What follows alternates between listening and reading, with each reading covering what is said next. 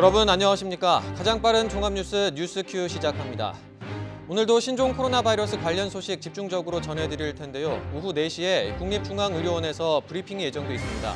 환자 치료 현황 등에 관한 설명이 있을 것으로 보이는데 잠시 뒤에 현장 직접 연결해 보겠습니다. 먼저 주요 뉴스부터 보고 오시죠.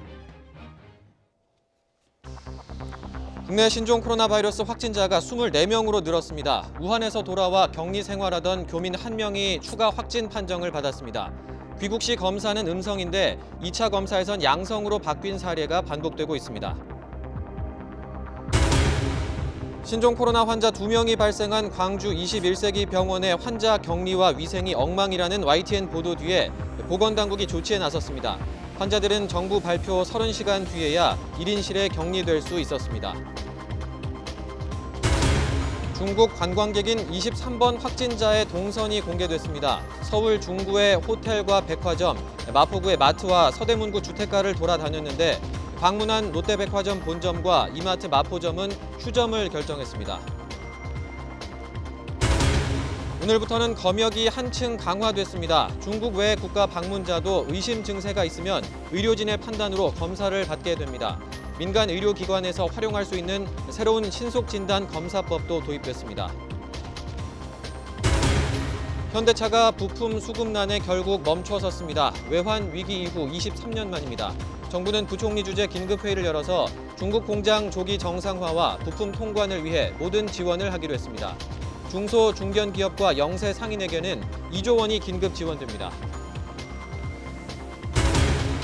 중국 내 사망자는 636명, 확진 환자도 3만 1,000명을 넘었습니다. 사망자가 이틀째 70명 넘게 늘었지만 세계보건기구 WHO는 후베이성 이외 지역에서는 확산 움직임이 둔화하고 있다고 밝혔습니다.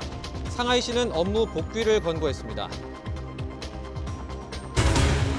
일본의 대형 크루즈에서 확진자 41명이 무더기로 나왔습니다. 이 배에서 나온 환자만 총 61명입니다. 전체 탑승자 3,700여 명 중에 검사를 받은 건 271명뿐이어서 감염자가 더 나올 것으로 보입니다.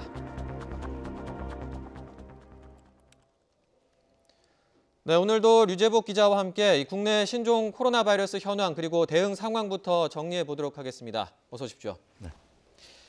예, 국내 확진자가 이제 모두 24명이 됐습니다. 이제 오늘 한 명이 늘어서 총 24명이 됐는데 이 한 분이 이제 충남 아산에서 격리 생활을 하던 우한 교민이죠. 그렇습니다. 어제 오후에 충남 아산에 있는 경찰 인재개발원에 머물던 교민 한 명이 확진자로 판정이 돼서 어젯밤 9시에 국립중앙의료원으로 이송이 됐습니다. 이 부분도 이제 잠시 뒤에 국립중앙의료원에서 이 상황도 브리핑을 할 예정인데 시작은 시간이 조금 걸릴 것 같다는 게 이제 현장에서 들어온 소식입니다. 이 남성은 지난달 31일, 그러니까 1차 전세기 편으로 들어온 28살 남성입니다.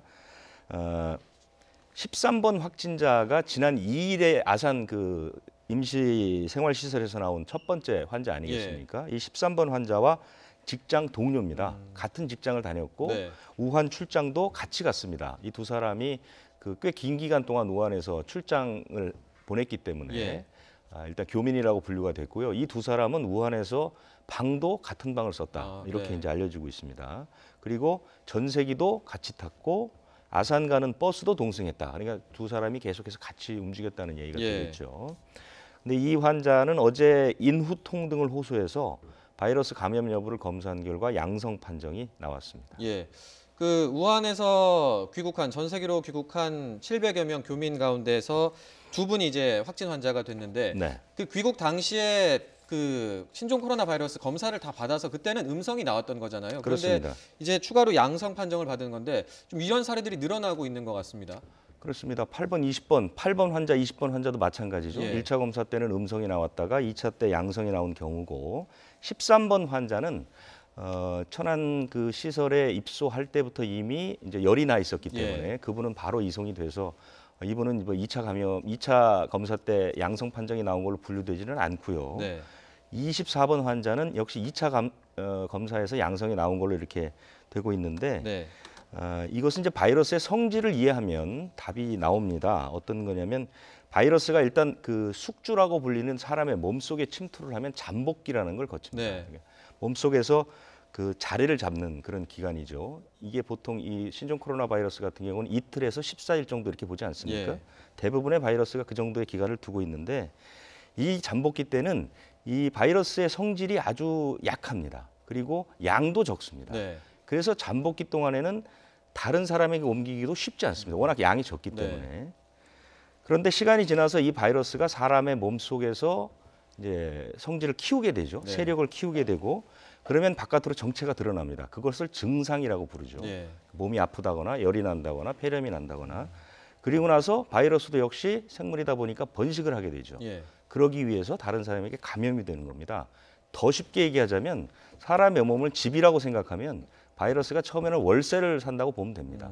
아주 작은 곳에서. 예. 그러다가 돈을 벌어서 전세로 옮기고 다음에 집 주인이 되고 나중에 돈을 많이 벌어서 다른 집도 보러 다닌다. 예. 이렇게 이해하시면 쉬울 것 같습니다. 그래서 바이러스라는 게 잠복기에는 그렇지만 월세 사는 사람이 밖에 나가서 이렇게 드러내지 않은 것처럼 잠복기에는 사실은 전혀 드러나지 않거든요. 예.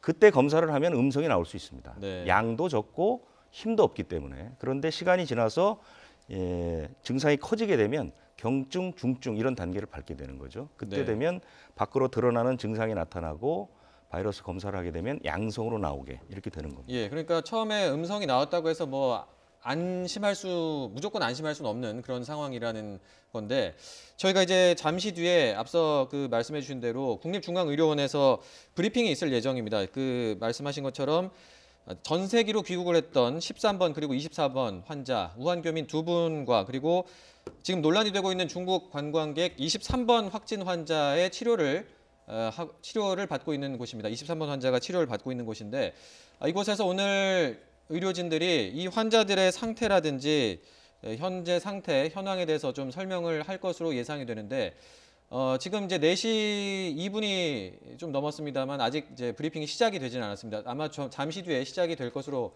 보이고요. 저희가 그 브리핑이 시작되면 바로 현장 소리를 좀 들어보도록 하겠습니다. 오늘 참석하신 분들이 지난 그저께죠. 네. 2번 환자 예. 첫 퇴원 때 브리핑을 했던 그분들이거든요. 네. 중앙임상 TF의 그 구성원들입니다. 예. 오명돈, 방지환, 진범식 박사 이렇게 예. 지금 진행하시는 분은 조준성 박사고요. 네. 그래서 아직 한 분이 도착을 안 해서 조금 시간이 걸린다고 하는데요. 예. 이 그 국립중앙의료원에는 아까 말씀드린 것처럼 환자가 총 4명이 있었는데 네. 2번 환자는 퇴원을 했고 네. 환자 2명은 한국 사람, 우리나라 사람이고 한 명은 그 23번 환자. 23번 환자가 지금 사실 동선이 굉장히 지금 예. 그 문제가 되고 있지 않습니까? 네. 그 환자는 지난달 23일에 입국을 했는데 그 확진이 그저께 됐습니다. 예. 그러니까 한 보름 가까이 네네. 우리나라에 머물면서 증상 나타난 것도 꽤 늦었고 해서 아마 어떤 임상적인 특성이 있을 수 있다 이렇게 저희가 생각을 했는데 예. 오늘 브리핑 때 아마 그 얘기를 할 것으로 지금 예상은 되고 있습니다. 예. 23번 환자와 관련된 이야기도 있을 것으로 예상이 되는 상황입니다. 아직 한 분이 더 와야 이제 브리핑이 시작이 되는 만큼 저희가 좀 더 이야기를 나눠봐야 될 것 같습니다. 23번 환자의 동선이 오늘 이제 추가로 공개가 됐는데 네. 우려했던 대로 좀 사람이 많은 지역을 많이 좀 돌아다닌 것 같습니다. 오늘 정부가 발표한 것은 지난 2일부터의 동선입니다. 예. 이 환자는 지난달 23일에 우리나라에 왔습니다. 네. 단체 단체 관광을 위해서 왔고 그 다음에 그 자녀의 대학 다니는 자녀를 만나기 위해서 왔는데 네. 2일까지의 움직임은 발표하지 않았습니다. 입국부터 2일. 예, 지난 1일까지 그러니까 23일부터 지난 1일까지의 이 사람의 활동 동선은 발표를 하지 않았고 네. 2일부터 발표를 했습니다. 예, 저 지금 현장에서 아마 브리핑이 시작된 것 같은데 네, 이야기를 한번 들어보겠습니다.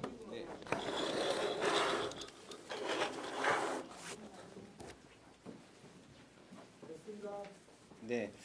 우선 제가 이제 TF 팀장으로서 저희 환자들의 임상상을 공유하면서 느끼는 거, 중국과의 차이 등을 먼저 말씀을 드리겠습니다. 일단 여러분께서 아셔야 될 거는 신종 감염병이 터지면은 맨 처음에는 그 중증도가 높은 사람들 위주로 발견이 되기 마련입니다. 실제로 지금 이번 신종 코로나 바이러스에 감염증도 맨 처음에는 4% 가까이 죽는다 이런 무서운 얘기가 있었지만 시간이 지날수록 점점 치명률이 떨어지고 있습니다. 그리고 또 이제 중국 내에서도 우한을 포함한 후베이성 지역과 그 외 지역에는 중증도가 굉장히 차이가 납니다. 사망률이 차이가 난다는 얘기입니다. 지금 후베이성 지역은 아마도 이렇게 그 단기간에 많은 환자가 있었으면 아무래도 의료 시스템이 완전히 붕괴됐을 겁니다. 그래서 중증의 환자도 제대로 치료를 못 받는 경우가 속출하고 있을 테고, 그래서 돌아가신 분이 많을 거로 추정을 합니다. 그리고 이제 우리나라 같은 경우에는 중증 환자는 바로 응급실로 누구나 갈 수 있지만 중국은 아무래도 우리나라랑 의료 전달 체계가 다르기 때문에 중증 환자들이 빨리 제대로 된 치료를 못 받는 경우도 있다고 생각합니다. 그래서 이제 우리 임상 TF에서 환자들 상태에 대해서 논의를 해보면 그렇게 임상적으로 봐서 중증 질환은 아니다.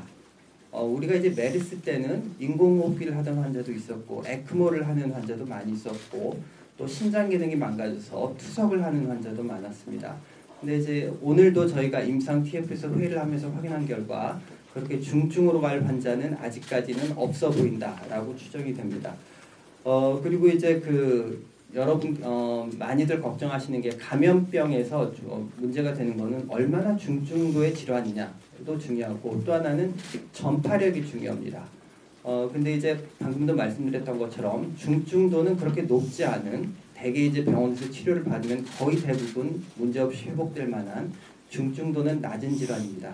근데 이제 전파력하고 관련해서 이제 해야 될 말씀이 있는데, 전파력을 얘기할 때 요즘 R0 값이라는 얘기를 많이 들어보셨을 겁니다. 그러니까 환자 한 사람이 얼마나 많은 추가 환자를 만들어내느냐, 이게 R0 값인데, R0 값이 사스에서는 한 3 정도로 추정이 됐었고, 메르스는 원내 감염에서는 한 4, 그다음에 원외 감염에서 한 0.6.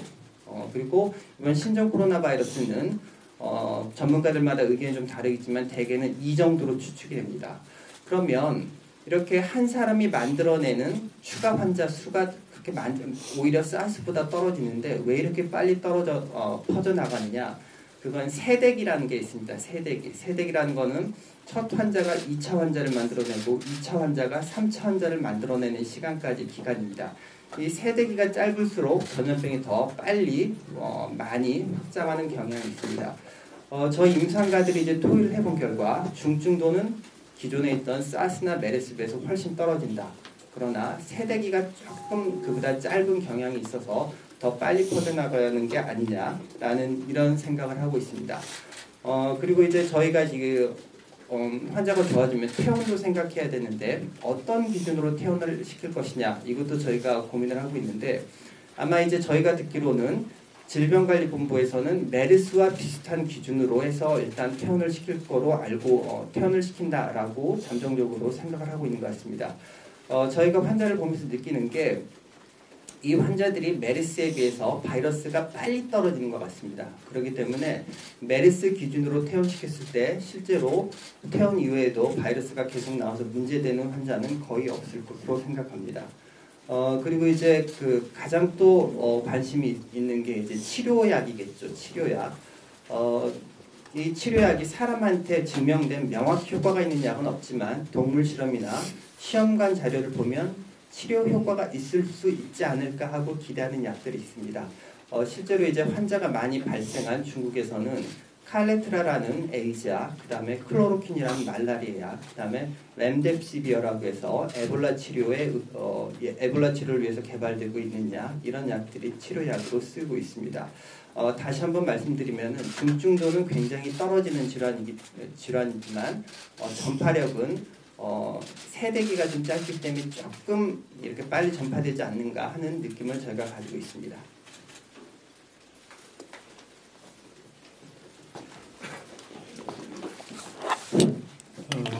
지금 중증도 소위 치명률에 관한 설명을 해주셨는데 몇 가지만 추가해서 말씀드리겠습니다. 지금 현재 중국에서 발표하고 있는 통계 수치는 기본 출발이 폐렴부터 출발합니다. 이거를 저희가 케이스 데피니션, 사례 정의라고 하는데, 중국에서 감기처럼 지나가는 환자는 국가 통계에 잡지 않고 있습니다. 그거는 무슨 말씀이냐 하면, 우리가 케이스 페이탈리티 레이시오, 분자 분모가 있는데 분모에 들어가는 수치들이 가벼운 거는 다 빠지고 폐렴 환자들만 분모에 들어가 있습니다. 따라서 분자도 폐렴에서 출발했기 때문에 당연히 중증도 사망 환자가 많을 수밖에 없어서 만일에 이거를 우리나라에 그대로 대입한다면 훨씬 높은 치사율이 될 수밖에 없다는 걸 먼저 말씀드리겠습니다. 즉 우리나라는 지금 현재까지 발견된 환자들이 대개는 매우 가벼운 증상에서 출발을 하고 있습니다. 이게 한 가지 이제 중요한 그 차이가 되겠고요. 다른 하나는 중국에서 2월 4일 날 국가위생건강위원회에서 이게 우리로 하면 아마 기자회견 내용일 것 같습니다.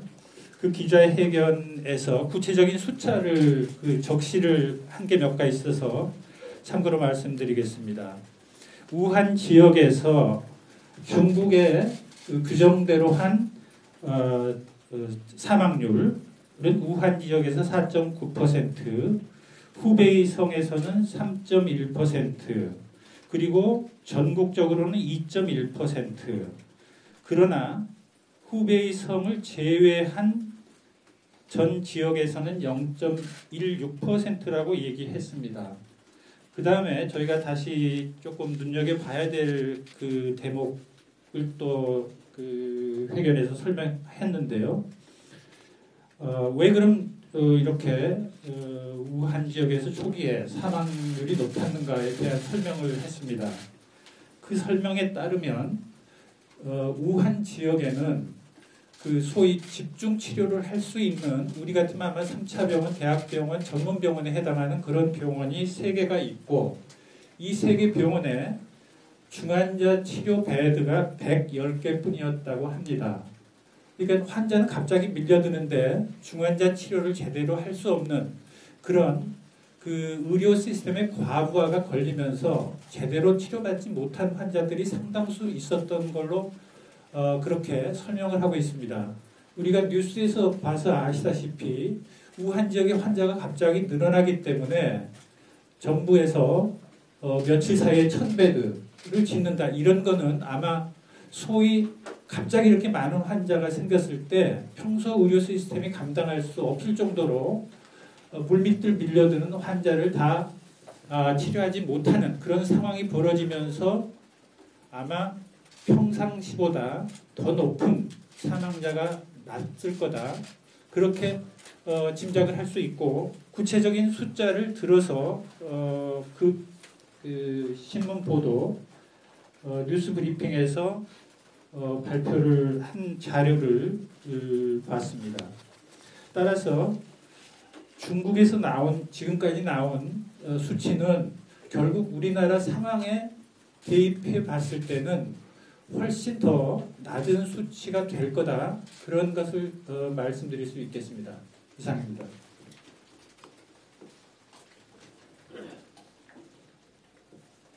다음은 질의응답 시간을 갖도록 하겠습니다.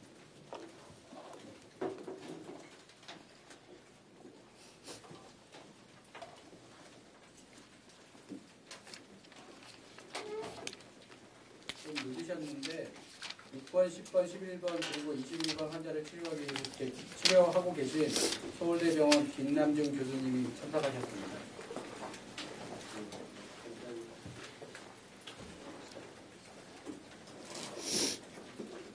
네, 그럼 서울대병원의 확진자들에 대한 지금 국립중앙의료원에서 의료진들이 브리핑을 했는데 중국과 우리나라의 차이점을 이야기를 했습니다. 신종 코로나 바이러스와 관련해서 중국 같은 경우에는 굉장히 우한 지역, 특히 이쪽에는 환자들이 급격하게 많이 몰리면서 의료 시스템에 과부하가 걸린 것 같다. 그리고 중증 환자들이 많이 몰린 것 같다. 그래서 사망률이 더 높아진 게 아닌가 이렇게 추정이 된다라고 정리를 했습니다.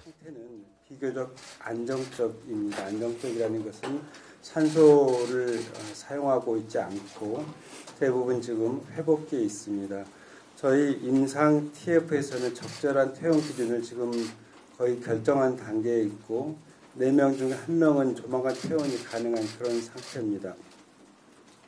앞서 오 선생님도 쭉 설명해 주셨지만은 우리나라 상황은 지금 평균 연령도 좀 중국에 비해서 낮고 비교적 초기에 감시하고 있다가 증상이 나타나면 검사해서 입원하는 그런 상태이기 때문에 비교적 양호한 상태라고 봅니다.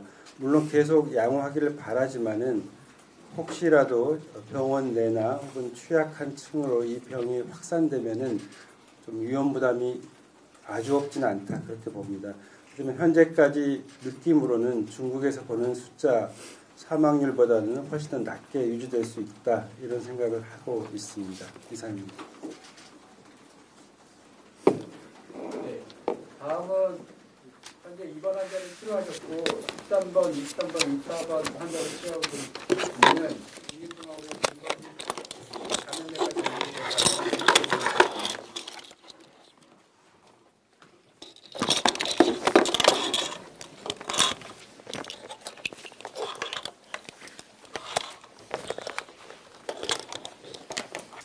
네, 아시다시피 1번 환자는 퇴원을 한 상태입니다. 그리고 13번 환자는 이제 교민 이송 시에 초기 검사에서 확진이 돼서 저희 병원으로 이송된 상태고요. 말씀드렸듯이 그분도 굉장히 경미한 증상만 있었고 현재도 매우 안정적으로 이제 체류하고 있습니다. 23번 환자는 중국 여행객이시고요. 우리나라 들어올 때는 특별한 증상이 없었고 전날부터 발열과 무기력증을 주소로 검사를 시행해서 양성 판정을 받고 이제 전원이 되셨습니다. 그래서 이제 37도 8분 5도 정도 이제 열과 약간의 두통은 있지만 그분도 별도의 이제 산소 투여 없이 굉장히 안정적인 상황이고 마지막 24번 환자분도 이제 이송 교민 중에서 이제 시설에 체류하시다가 인후통이 생겨서 검사를 시행했고 검사상 양성 소견이 보여서 저희 병원으로 이제 이송된 사례입니다. 그분도 전혀 특별한 증상이 없이 산소 투여 없이 안정적으로 이제 경과 관찰에 있습니다. 이상입니다. 여기서 이제 브리핑이 되지 않은 이제 다른 병원 특히 전남대 병원이라든가 이런 다른 병원의 환자 상태에 대해서 광기환 선생님, 광기환 팀장님, 센터장님께서 브리핑을 해주시겠습니다. 네.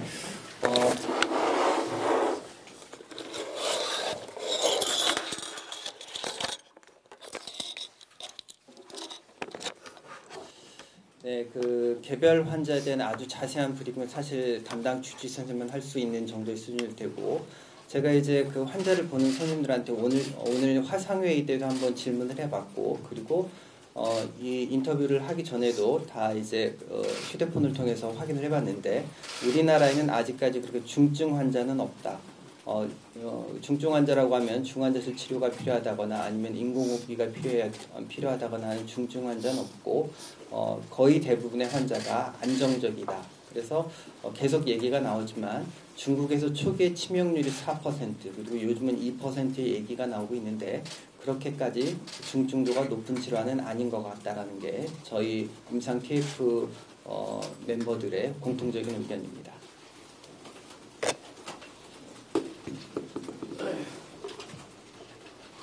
전남대 케이스를 발견한 경과에 대해서 예, 전남대 케이스가 좀 문제가 됐죠. 그 환자가 이제 태국에 갔다가 왔는데, 그때 이제 당시에 어떻게 해서 태국에서 감염됐는지, 그리고 사실 태국에 갔다 오고서 호흡기 질환이나 발열이 있을 경우에는 질병관리본부 지침에 따라서 스크리닝 기준이 그 당시 아니었습니다.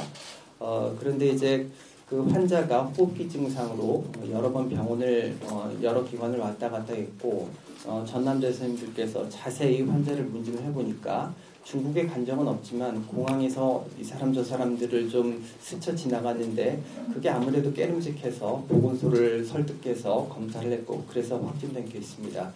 그래서 이렇게 그 의사들이 환자 케이스에 대해서 꼼꼼하게 문진하는 게 중요하다는 걸 보여준 사례였습니다. 네, 다음 질의응답 시간을 갖도록 하겠습니다.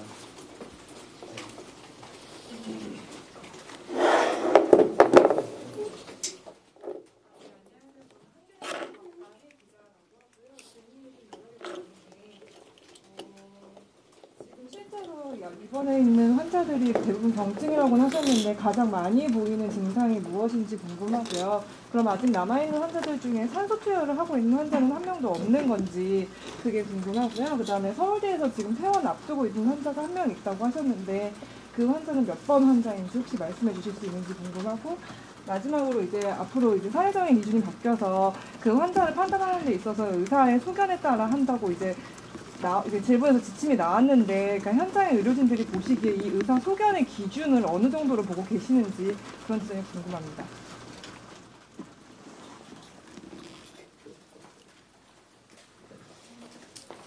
네, 서울대병원 내과 김남기입니다. 저희 4명 중에서 1명의 퇴원이 임박했지만은 그 환자 구체적으로 무슨 번호를 이야기하거나 하는 것은 환자 개인에게 허가를 받은 일도 아니고 개인 정보에 속할 수도 있기 때문에 뭐 그렇게 말씀드리진 않겠습니다. 그만큼 안정적인 상태다, 그런 의미입니다. 24명 중에 산소를 필요로 한 사람은 제가 통계를 정확히 모르고 있습니다. 혹시 방주환 선생님 알고 계신가요? 정확한 통계는 모르는데 산소가 필요하더라도 그 코에다 약간 줘야 될 정도로 심한지. 저희도 이 데이터를 다 모으면서 하면 좋겠지만 대부분 확정 진단 환자를 보는 병원 의료진은 저도 마찬가지지만 매우 여러 가지로 바쁩니다. 그래서 이틀에 한 번씩 점심 무렵에 화상회의를 하고 있는데 지금은 위중한 사람은 없다, 그렇게 보고 있습니다. 산소를 주는 단계도 코에 산소를 꼽는 정도, 그 다음 단계에서는 훨씬 더 높은 그 산소를 공급하는 방법, 그 다음에 이제 인공호흡기, 이런 단계에 있는데 인공호흡기를 사용하고 있는 환자는 없고 인공호흡기 전 단계 환자도 제가 알기로는 없는 것으로 파악하고 있습니다. 이게 정확한 수치를 말씀드려야 될 것 같은데, 지금 말씀드렸듯이 오전에 저희가 화상회의하면서 미처 수치를 다 정확하게 수합은 못했으나 모든 환자분은 그 병원 담당 의사들에게 고농도 산소 공급이라는 것은 가장 고농도는 인공호흡기, 튜브를 기도에 집어넣고 인공호흡기를 통해서 산소를 공급하는 그런 환자는 없다는 거 확인 다 했고, 그 다음 단계가 페이스 마스크라는 고농도 산소를 공급할 수 있는 방법으로 산소를 공급하는 건데, 그런 산소 공급을 요하는 환자도 없다는 것을 확인을 했습니다. 그 다음에 이제 소위 캐뉼라라고 해서 콧줄이라는 걸 통해서 산소를 공급하는 건데, 그건 정확하게 수치는 모르겠지만, 그래서 저희가 이러한 그 임상 소견은 WHO가 권장하는 케이스를 모으는 그 케이스 레코드 폼이라는 게 있어서 오늘 각 병원에 배포를 했습니다. 그렇게 되면 아마 다음번부터는 조금 더 구체적인 수치를 여러분께 말씀드릴 수 있을 것 같습니다. 오늘은 미처 저희가 급하게 준비하다 보니까 구체적인 수치를 준비하지 못했습니다.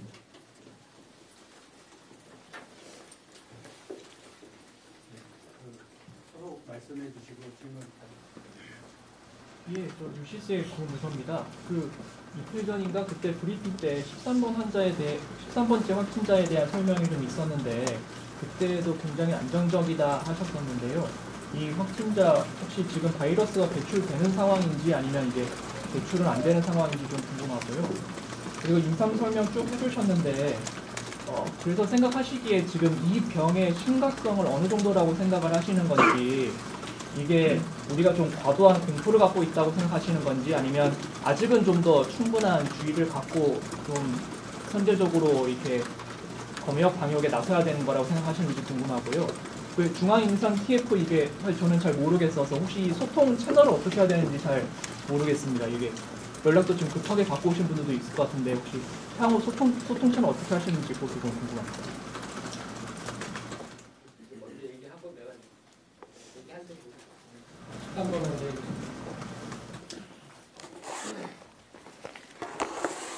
네, 13번 환자는 제가 주치의는 아니지만 같이 진료를 보는 입장에서 말씀드리면은 지금 현재 오늘 뭐 하루 이틀 새 정보는 제한적이지만 그 전에 한번 바이러스 미배출 상태가 확인됐던 거는 알고 있습니다. 그래서 증상도 굉장히 없거나 경미하고 바이러스 배출도 이제 감소되는 추세다. 이 정도까지 말씀드릴 수 있을 것 같습니다. 예, 국립중앙의료원에서 지금 각 병원 의료진이 브리핑을 했습니다. 관련해서 류재복 기자가 좀 정리를 해보겠습니다. 지금 우선 환자 상태가 좀 아주 심한 상태는 없는 것 같다 이렇게 얘기를 하고 있어요. 네, 전체적인 환자 상태를 얘기했는데 전체적으로는 안정적이고 위중한 환자가 없다. 예. 그리고 그 위중한의 그 어떤 기준으로 나왔던 게 그 고농도 산소 공급 여부 네. 뭐 그런 상태는 없다. 대부분 상태가 다 안정적이다 하고 특히 이제 국립중앙의료원에서 우리가 관심을 좀 보이고 있는 13번, 24번 환자 예. 그러니까 그 시설에 머물렀던 두 환자죠. 이 예. 두 환자에 대한 설명이 있었는데요. 13번 환자는 뭐 증상이 상당히 경미했고 현재 안정적이다 이렇게 얘기를 했고 예. 24번 환자는 인후통을 호소해서 바이러스 검사를 받았고 양성 판정이 나와서 입원이 됐는데 예. 현재 특이 증상이 없고 안정적이다 이렇게 얘기가 나왔죠. 예. 23번 환자 지난달 23일에 우한에서 왔던 그 중국 여성 예. 발열과 무기력증을 호소해서 양성 판정을 받았는데 한때 열이 37, 8도까지 올라가고 두통을 호소했지만 현재는 안정적인 상태다 이렇게 설명을 했습니다. 아직 예. 뭐 위중한 환자는 없고 네. 몇몇 환자는 퇴원을 앞둘 정도로 상태가 좋아졌다 이런 네. 설명도 있었습니다. 좀 긍정적인 소식이 나왔는데 그리고 앞서 이제 의료진들이 중국과 우리나라의 그 신종 코로나 상황에 좀 차이점이 있는 부분을 설명을 했습니다. 어떻게 볼 수 있을까요? 지금 중국의 상황은 상당히 심각한 것처럼 보이고 하지만 우리는 지금 그 보건당국이나 의사들이 한결같이 하는 얘기는 뭐 그렇게 큰 증상들이 없다라고 얘기를 해서 네. 국민들이 혹시나 중국과 우리 상황을 좀 비교해 보는 게 어떨까 하는 배려 차원에서 아마 설명이 있었던 것 같은데요. 네. 몇 가지 그 기준을 들었는데 전체적인 평가는 중국은 환자로 집계하는 그 기준 자체가 꽤 높습니다. 예. 폐렴이 왔을 경우에 이제 환자로 집계를 하는 거고 우리는 아주 초기 증상만 있어도 이제 집계를 하는 거 아니겠습니까? 예. 같은 그 바이러스에 감염이 됐더라도 그래서 차이가 나는 거다. 그래서 만약에 중국의 조건으로 우리나라의 환자를 계산한다면 지금보다 훨씬 더 적을 수 있다 이렇게 얘기를 한 거고요. 예. 그런 것을 구체적으로 이제 몇 가지 얘기를 들어서 우리나라에는 중증 환자가 없다. 그러니까 아까 제가 설명드린 것처럼 바이러스가 굉장히 힘이 세거나 예. 전파력이 강한 그런 그 환자는 없다고 봐야 돼요. 왜냐하면 우리나라는 증상을 보이는 즉시 응급실에 가서 바로 치료를 시작하기 때문에 그렇다라는 거고요. 예. 전파력 문제도 얘기를 했는데 전파력은 이번 그 신종 코로나 바이러스는 사스나 메르스보다도 훨씬 더 떨어진다. 하지만 세대기라는 1차에서 2차로 가고 2차에서 3차로 가는 그 시기가 좀 빠르기 때문에 최근에 뭐 환자가 좀 약간 많이 나왔다. 예. 그런 얘기고요.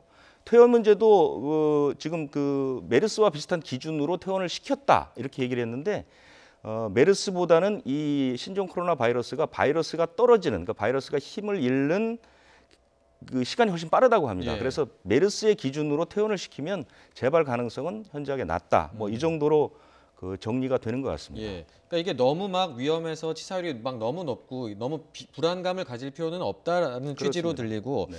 중국에서 사망자가 많이 발생하는 이유는 이제 거기가 환자가 갑자기 몰리면서 의료 시스템이 좀 과부하가 걸린 게 아니냐 이런 분석이 그렇습니다. 있는 거죠. 우한의 인구가 1,000만 명이 넘습니다. 그리고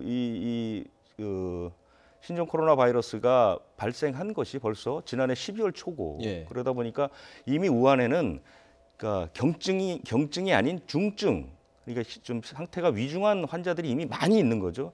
그렇지만 한꺼번에 환자가 지금 막 하루에 몇천 명씩 발생하다 보니까 네.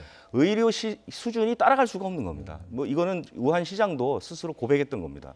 우리가 병상을 1,000개 늘리면 환자가 3,000명씩 늘어난다. 그러니까 우리가 이걸 치료할 방법이 없다. 진단시약이라든가 치료약도 공급에 한계가 있습니다. 예. 그래서 그렇게 한꺼번에 많은 환자들이 발생을 하게 되면 사실상 손을 쓸 방법이 없거든요. 그래서 우한의 상황과 우리나라의 상황을 뭐 단순히 비교한다는 것은 좀 무리가 있지 않나 이렇게 생각이 듭니다. 네, 알겠습니다. 그 국립중앙의료원에서 이제 브리핑이 있었는데 지금까지 일단 환자 상태들은 아직까지는 안정적이고 그리고 이 신종 코로나 바이러스를 너무 이제 불안해할 필요는 아직까지는 없다. 현재까지 상황으로는 그렇다. 이런 내용의 브리핑이 있었습니다. 네, 오늘 이제 저희가 이 정도로 정리를 하도록 하겠습니다. 지금까지 류재복 기자와 함께했습니다. 오늘 말씀 고맙습니다.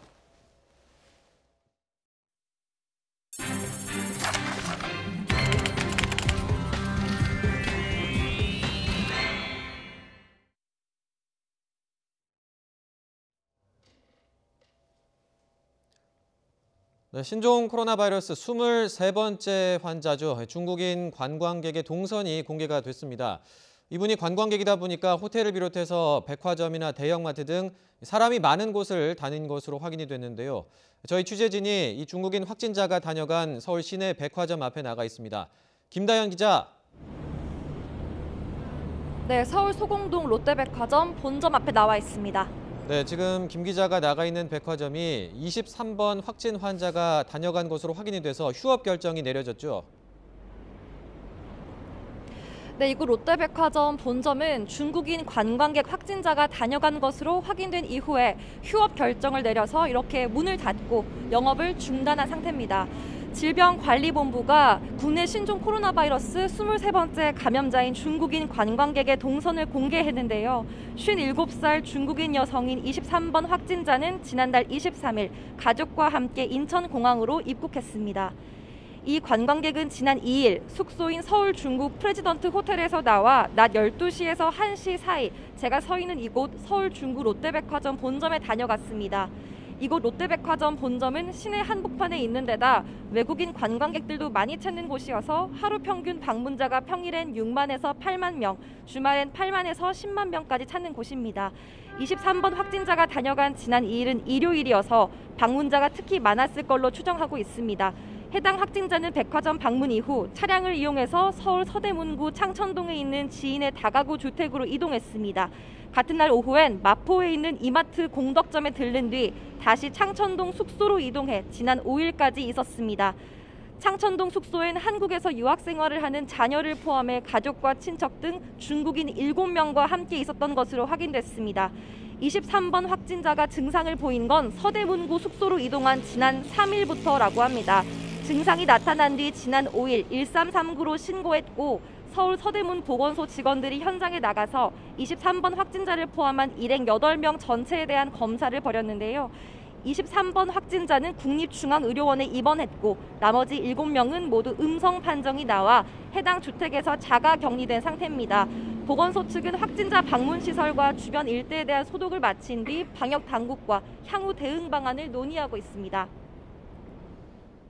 네, 그런데 이 23번 확진자가 중국에서 우리나라로 들어온 게 지난달 23일이고요. 공개된 동선은 2일 이후부터인데 그 2일 이전에는 어디를 다녀왔는지 확인할 수 없는 겁니까? 예, 현재 질병관리본부가 신종 코로나 바이러스 확진자의 동선을 공개하는 기준은 증상이 나타난 날보다 하루 전부터입니다. 23번 확진자의 경우에 증상이 나타났다고 말한 게 지난 3일부터니까 하루 전인 2일부터의 동선을 공개한 건데요. 말씀하신 대로 이 중국인 관광객이 입국한 건 지난달 23일이기 때문에 앞선 열흘 동안도 많은 곳을 다녔을 걸로 추정됩니다. 아무래도 관광객인 만큼 많은 곳을 다녔을 가능성이 높고 접촉자도 많았을 걸로 보이는데요. 그렇다고 필요 이상의 불안감을 가질 필요는 없을 것 같습니다. 다만 증상 발현 이후 다녔던 곳이 대부분 사람들이 몰리는 호텔이나 쇼핑 장소이기 때문에 해당 장소를 방문했던 사람들 가운데 시간이 겹치는 사람들은 증상 발현 여부를 주시해야 할 것으로 보입니다. 지금까지 서울 소공동 롯데백화점 본점 앞에서 YTN 김다연입니다. 네, 저희 YTN은 어제 신종 코로나 바이러스 환자 2명이 나온 광주 21세기 병원의 환자 격리와 위생관리가 엉망이라는 보도를 해드렸는데요. 보도가 나가자 보건당국은 부랴부랴 3층 환자를 1인실로 격리하고 청소도 했습니다. 중앙사고수습본부가 격리했다고 발표한 지 하루가 훨씬 넘은 뒤였는데요. 그런데 일부 해명도 가관이었습니다. 여러분도 판단해 보시기 바랍니다. 김범한 기자가 보도합니다. 신종 코로나 바이러스 환자 2명이 나온 광주 21세기 병원입니다. 이 병원 3층에서는 16번과 18번 환자 모녀가 일주일 넘게 입원해 있었습니다. 3층에는 이들 밖에도 환자 20명과 보호자 5명이 있었습니다. 16번째 16번 확진자가 광주의 21세기 병원 3층에서 딸의 간병을 위해서 머물렀었기 때문에 접촉이 많았던 3층에 있던 환자들은 다른 층으로 옮겨져 현재 병원에서 전원 격리 조치되었고, 하지만 3층 환자들은 전혀 격리되지 않고 그대로 있었습니다. 많게는 6명까지 한 방에서 지냈습니다. 저희들이 지금 6명 있어요. 4분, 3분씩 이런 식으로 다 지금 하나씩 분리된 데는 좀 없어요. 3층 환자 좀 그대로 있어요. 좀. 말로만 환자가 격리됐다는 YTN 보도가 나가자 보건당국은 뒤늦게 3층 환자들을 한 명씩 격리했습니다. 중앙사고수습본부가 3층 환자들을 모두 격리했다고 발표한 지 하루가 더 지난 뒤였습니다. 시간으로 따지면 30시간 만입니다. 청소 등 위생 관리도 엉망이라는 지적도 제기하자 뒤늦게 깨끗이 치웠습니다. 이에 대해 중앙사고수습본부는 격리 조치 등 관리는 지방자치단체의 몫이라고 밝혔습니다. 그 5, 6층을 빼고 이제 분리라는 과정이 가능한 이제 빨랐으면 좋았겠죠. 근데 거기서 다시 빼고 뭐 청소, 소독 안 가겠다, 뭐 같이 있겠다 이런 분도 사실 계십니다. 그럼에도 불구하고 한 관계자는 중앙사고수습본부에서 조처할 예정이라고 해야 하는데 했다라고 발표했다는 다소 이해가 안 가는 해명을 내놓기도 했습니다. 그래도 1차 검사에서 음성 판정이 나오고 뒤늦게나마 1인실로 격리되자 환자들은 안도의 한숨을 내쉬었습니다. 5층으로 저희들이 올라왔어요. 1인실. 지금 구분도 혼자 하나씩 되고 아무 소식이 없었어요. 깜짝 없었어요. 갑자기 닥친 신종 코로나 바이러스 감염증으로 소중한 생명을 지키기 위해 밤낮도 없이 애쓰고 있는 수많은 의료진과 공직자들. 하지만 일부에서 파열음이 나오면서 목숨을 건 사투마저 빛이 바래게 하고 있습니다. YTN 김범환입니다. 신종 코로나 바이러스 사태 여파로 현대자동차가 국내 공장 가동을 사실상 중단했습니다. 현대차가 파업이 아니라 이 부품 공급 차질로 휴업한 건 1997년 외환 위기 이후 23년 만입니다. 김인철 기자가 보도합니다. 지난 4일부터 부분 휴업에 들어갔던 현대자동차 공장의 생산이 대부분 중단됐습니다. 오전 6시 45분 1조 근무 시간부터 공장 가동이 중단된 겁니다. 5개 울산 공장과 아산 공장은 전면 휴업을, 전주 공장은 버스만 생산하고 트럭 생산은 중단했습니다. 따라서 하루 7천여 대의 자동차 생산이 중단됐고 현장 근로자 3만여 명은 평균 임금의 70%를 받으며 유급 휴가에 들어갔습니다.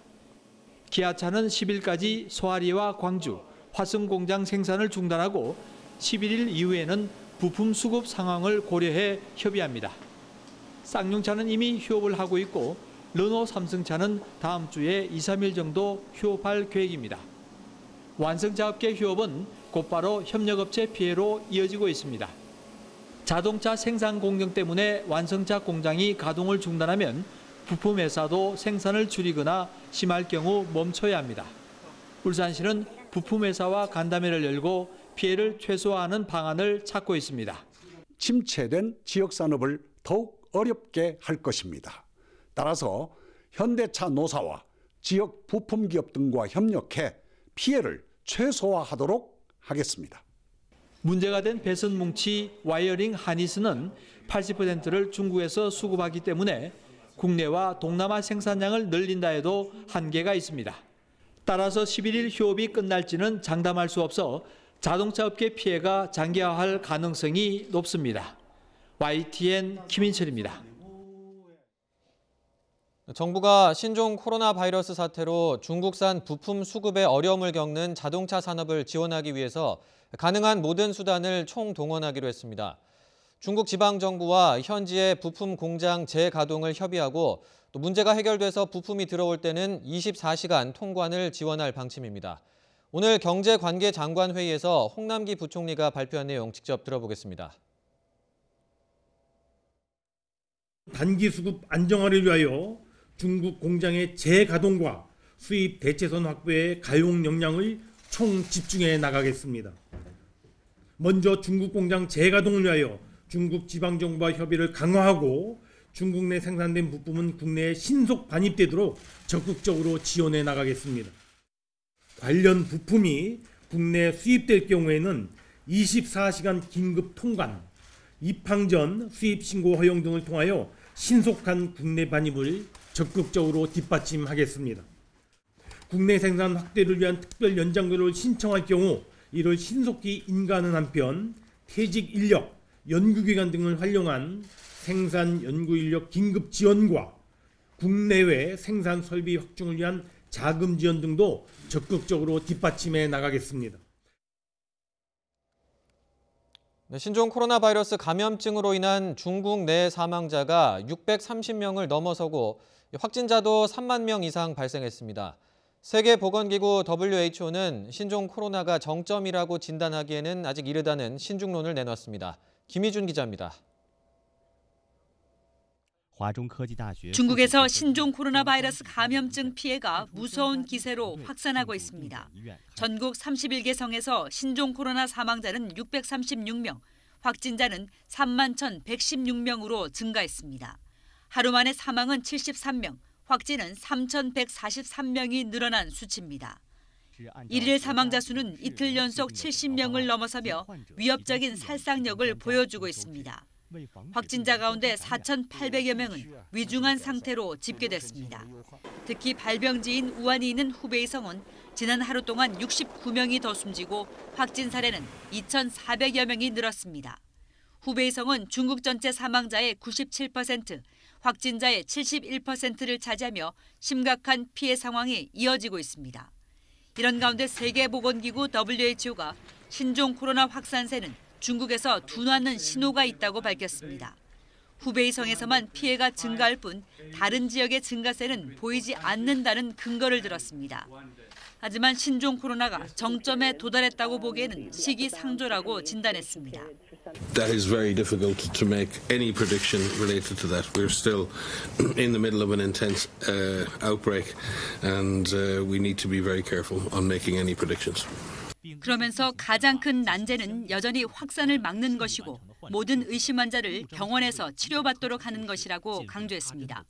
YTN 김희준입니다. 네, 신종 코로나 바이러스 사망자와 확진 환자가 계속 늘어나면서 중국의 각 도시들은 사람들의 이동 통제를 강화하고 있습니다. 중국의 휴가 연장 기간이 이번 주 일요일까지인데 일부 지역에서는 다음 주에 업무를 재개할 움직임도 있어서 이게 변수가 되고 있습니다. 중국 베이징을 전화로 연결해 보겠습니다. 강성웅 특파원. 네, 베이징입니다. 네, 중국의 각 도시와 성들이 거의 도시를 폐쇄하는 수준으로 사람들의 이동을 통제하고 있다는데 구체적으로 어떻게 한다는 얘기입니까? 네, 지금 우한을 비롯한 후베이성의 상당수 도시들이 사람들의 이동을 통제해서 사실상 도시가 내부는 물론 외부와도 차단이 된 상태입니다. 그런데 각 지방별로도 조금씩 차이는 있지만 이런 조치가 계속 강화되고 있는 겁니다. 중국 관영 중국망이라는 매체가 집계를 해봤더니 이런 성 또는 도시가 14개가 되는 것으로 나타났습니다. 이런 지역에서는 성과 성, 도시와 도시의 이동도 통제할 뿐 아니라 사람들의 집밖 출입 자체를 원천적으로 막고 있습니다. 성 단위에서는 광둥성, 산둥성, 랴오닝성 등 이런 성의 일부 도시들이 이런 조치를 취하고 있고 도시 단위로는 저장성의 원저우와 항저우 같은 큰 도시 그리고 장시성의 난창 등에서도 시행하고 있습니다. 보통 2, 3일에 가구당 1명만 생필품 구매 목적의 외출만 허용하고 또 의료진이나 민생 관련 업무가 아니면 회사 출근이나 가게 영업은 금지하고 있습니다. 베이징시의 경우는 외출은 아직 허용되고 있는데 주택 단지별로 외부인의 출입을 금지하고 입주민조차 우한 방문 여부 등 10여 개 항목에 답을 해야만 출입이 가능합니다. 네, 그런데 상하이시에서는 다음 주 월요일부터 직원들을 출근시키는 기업들이 있다고 하는데 이 가능한 얘기입니까? 상하이시가 현재 전염병 방지 업무를 완수한다는 전제하에 각 기업이 질서 있게 업무를 재개하라 이렇게 권고했습니다. 다음 주부터 업무를 재개하기로 발표를 했기 때문에 휴가를 더 이상 공식적으로 연장하지는 않겠다 이런 입장을 말한 것 같습니다. 상하이시는 그러나 각 기업별로 탄력적인 업무 복귀와 유연근무, 원격근무, 재택근무 등을 권고한다 이렇게 밝혔습니다. 중국 상무부도 어제 비슷한 얘기를 했는데 상업기업의 업무 복귀와 영업에 관한 통지 이런 걸 발표했습니다. 준비된 기업들은 조속히 업무를 재개하라는 지침을 준 겁니다. 상무부는 또 여러 도시의 생활필수품 수요가 계속 증가하고 있는데도 공급의 보장 상황이 여전히 엄중하다라는 이유를 들었습니다. 네, 그런데 아직 사망자와 확진 환자가 계속 늘어나고 있는데 이러다가 이제 신종 코로나가 더 확산할 수도 있는 거 아닙니까? 그렇습니다. 현재 중국 전역에서 강력한 이동 제한 조치가 시행되고 있고 또 후베이성이 아닌 지역에서도 도시 봉쇄하는 곳이 나오게 됐습니다. 상하이에서도 확진자가 260여 명이나 나왔습니다. 특히나 고향에 갔다가 대도시로 돌아오지 않은 사람들이 아직도 많은데 이들의 이동이 이번 주 일요일에 절정에 달할 것으로 중국 교통당국이 예고를 했습니다. 그런데 중국 정부는 경제활동이 더 중단됐다가는 중국 경제의 타격이 너무나 커질 수 있기 때문에 일단 가능한 지방부터 업무를 복귀하자 이런 방침을 내린 것 같습니다. 또 우한과 후베이는 여전히 심각한 상황이지만 다른 지역은 조금씩 안정이 되고 있다 이런 판단을 하고 있는 것 같습니다. 실제로 후베이를 제외한 다른 지역의 확진자는 지난 3일 하루에 890명을 정점으로 찍은 이후에 어제는 이제 696명으로 사흘째 조금씩 떨어지고 있습니다. 후베이를 제외한 지역입니다. 하지만 상하이 바로 아래에 있는 저장성 같은 지역은 확진자가 이미 1000명을 넘었고 또 2차, 3차 감염 가능성도 계속 큰 상황이어서 우려는 여전합니다. 중국 정부도 일단 업무 재개 의지는 표시는 했지만 이번 주말까지 끝까지 상황을 보면서 구체적인 시점과 지역 범위를 한 번 더 판단할 것으로 예상이 됩니다. 네, 그리고 진원지인 우한과 후베이성의 상황은 여전히 심각한데 중국 당국이 어떻게 대응을 하고 있습니까? 네, 중국은 현재 우한과 후베이성 전체는 모든 사람의 체온을 재서라도 추가 환자를 막겠다는 입장입니다. 순춘난 부총리가 현재 우한에 머물면서 진두지휘를 하고 있는데 관할 구역별로 책임제를 강화해서 한 사람도 빼놓지 말고 발열 검사를 하라 이렇게 지시를 했습니다. 또 병원이 모자라는 것을 채우기 위해서 대형 전시장, 체육관 그리고 학교까지 병실로 사용하고 있는데 현재까지 132개 장소에 12,500개의 간이 침대를 확보했다고 신화통신은 밝혔습니다. 경증 환자와 의심 환자를 이곳에 격리시켜서 통제와 관리를 하면 추가 확진자를 줄일 수 있다는 판단이 선 것 같습니다. 중증 환자들은 현재 가동 중인 허선산병원과 곧 문을 열게 될 레이선산병원에서 집중 치료를 하고 있습니다. 하지만 사망자와 확진자가 여전히 증가하고 있어서 단기간에 안정을 찾기는 여전히 어렵습니다.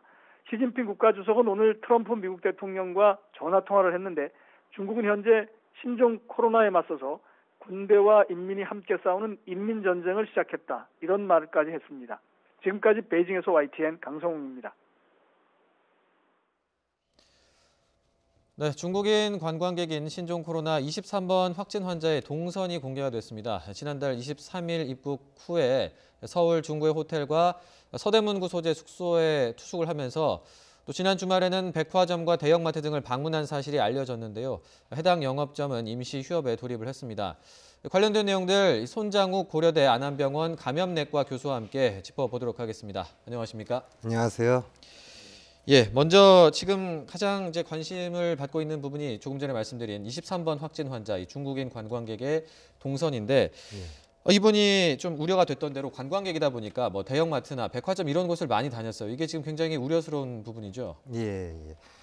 지역사회 전파 가능성을 굉장히 많이들 우려하시는데 물론 가능성이 없다고 볼 수는 없습니다. 가능성은 있지만 지금 15번 환자까지 물론 15번 환자의 접촉자가 15번 환자까지 접촉자가 총 접촉자가 1,214명입니다. 네, 15번까지. 네. 예. 근데 이게 다 조사되지는 않았지만 다 2주까지 추적을 보는데 아직까지 다 되지는 않았지만 그 중에 7명이 그 중에서 찾아냈죠. 밀접 접촉자로. 네. 그 중에서 3명이 가족이었고 4명이 지인이었습니다. 그런 것들을 볼 때 1200명 중에서 지금 뭐 중간 단계이진 않지만 현 상황에서 7명 정도가 지금 밀접 접촉자라는 거는 굉장히 예전의 관계에서는 정의에서는 굉장히 접촉이 가까운 거리에서 한 사람들만 뽑았을 때 7명 정도면은 사실은 이렇게 돌아다니는 상황에서는 가능성은 조금 높지 않다고 생각이 됩니다. 그러니까 이게 막 걷잡을 수 없이 퍼져가는 그런 단계는 아직은 아니다. 그런 단계라고 보기는 좀 어렵습니다. 가까이 있는 사람들 위주로 이제 감염이 확인이 되고 있는데 막 이게 통제하기 어려울 정도로 퍼져나가는 정도 수준 아니다. 이렇게 보기는 현재는 조금 어려울 것 같습니다. 예. 그런데 이제 이 23번 중국인 확진 환자가 좀 문제가 되는 게 원래 이분이 우한에서 온 분이고 원래 우한에서 오는 분들을 전수조사를 하기로 했고 근데 이제 연락이 안 닿다가 최근에 이제 증상이 나타나면서 보건소에서 검사를 받아서 이제 확인이 된 거잖아요.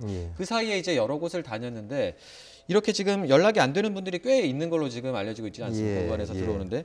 근데 이분들이 이렇게 좀 문제가 있을 수도 있는데 그러니까 자기가 어떤 식으로 좀 뭐 도움을 받아야 되는지 이런 걸 잘 몰라서 주의를 못하고 돌아다니는 게 아니냐. 그래서 이분들에게 좀 잘 알릴 필요가 있지 않나 이런 또 의견도 있는 것 같은데 어떻게 보세요? 그건 당연히 알려야 된다고 생각을 하고요.